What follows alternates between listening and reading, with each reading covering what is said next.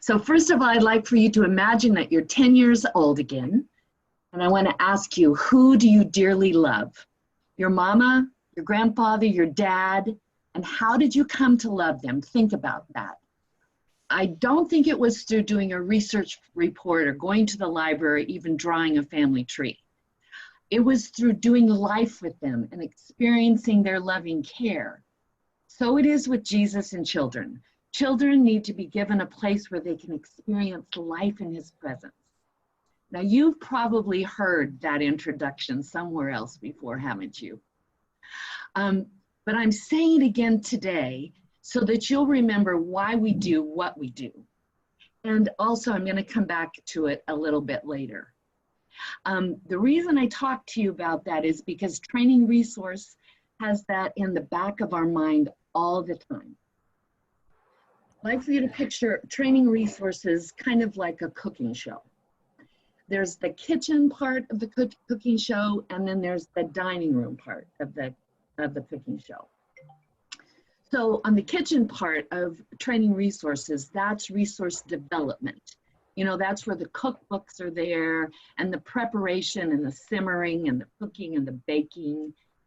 That's where we collaborate with all the regions that are represented in KidZ, even North American for workshops and conferences. And we collaborate with our other departments like communications. And we write, and there's an approval process, and there's field testing of what we write, and then there's adjusting and rewriting and publishing and posting. And then on the dining room side of what we do in the resource administration, that's where we use the resources that we develop. We take orders, we prepare the servers, and we set the tables, and we set the good stuff in front of our table hosts so that you can use it and share it. That's where we format what we've developed. We translate it, we train presenters, we collect feedback, we revise and update. We represent Kids at Heart at conferences and workshops and schools like Indian Bible College right there in Arizona, or Hope International University. So that's the picture, that's the big picture of what we do in Training Resources. So the question on my sheet was, what does the Vice President of Training Resources do? I send lots of chocolate to Pat and to Adam, and I need to put Gordon on that list also, and Kurt, I won't forget you. Because we collaborate across the departments. We developed content for all phases of establishing networks, for the launch phase, for the developed stage phase, and for the sustain phase. Like this year, in the launch phase, we developed a launch brochure and an introductory video in collaboration with communications.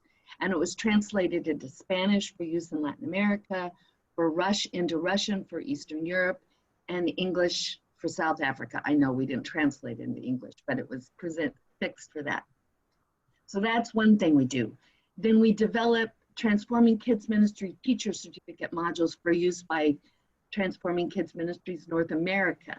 And we are preparing a process for getting their trainers ready to go. That's kind of a relaunch phase. And this year, our hope was that we would field test 4 of those modules, and we've had to adjust that a little bit. Then we're developing advanced training notebook and guidebook. That's kind of for the develop phase of launching a network. And this year, we're hoping to field test Module 1 in South Africa. That's entitled The Formational Teacher, Becoming a Transformed Teacher and Spiritual Formation Practices. And then later, we're hoping that we'll have Module 2 ready to field test, Engaging Deeply in God's Word.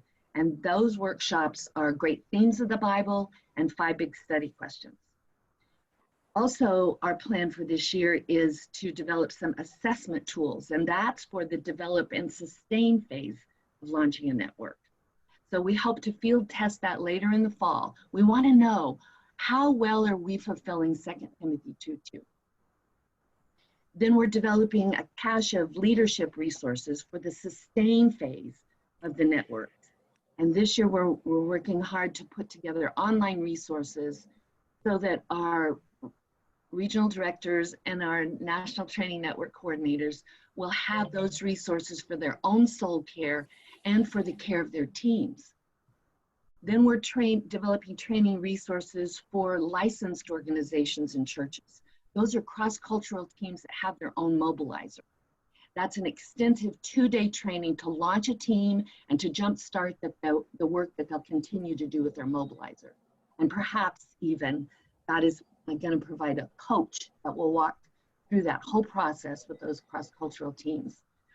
We hope to have 2 of those teams using that material this year.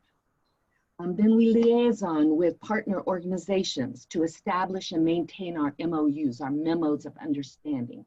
And sometimes that's with schools of higher learning to adjust our materials so that they meet the accreditation needs. We work with Walk Through the Bible in South Africa. This year, we're hoping to develop a syllabus and a grading rubric to meet the standards that are set by the South African government for an adult education program. That's like a continuing ed program for children ministry workers in South Africa. We work with Hope International University. New this year, we are working to put a team together that will consult with the head of their children's ministries program to infuse their current courses with spiritual formation. And also continuing this year, Valerie will be teaching again the Nurturing Spiritual Formation in Children course. We work with Kampala Evangelical School of Theology and the Evangelical University in El Salvador. And in development, there is an MOU in development with World Vision El Salvador and the School of Promise in Thailand. And also, we're looking toward a MOU with INCM, International Network of Children's Ministers. And finally, we're developing this Kids at Home. So we work on the programming schedule, the talking points, the resource guide. There are weekly deadlines to gather insights from age group experts, to write, collaborate, coordinate. And the end result we're hoping for is that we'll have a handbook for spiritual formation of children. The next steps, as Adam mentioned, he talked about the conversation guests, and we want to recruit those midweek stories and video demonstrations from any of you. And then we're making it available online via that translatable page. We want to really encourage our national directors and our National Training Network coordinators to watch that video with Gordon and Melissa and get the fuller context, and then you'll be able to pass that on to your teams along with using that translatable page.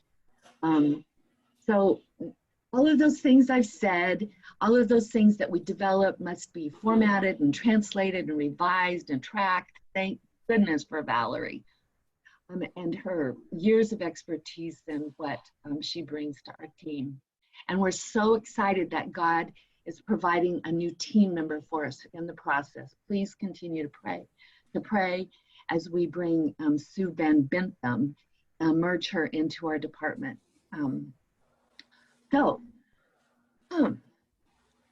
Now I need you to remember my first question. How did you come to love that special person when you were 10? And how did you come to love Jesus? We hope that the same will be true of training resources, in that the more you know us, the more you live closely with us and work with us, the more you will love us.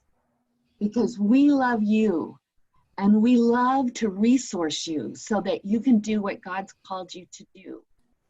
So to use the kitchen dining room picture again, we love to pass out delicious food to you so that you can pass it on to others.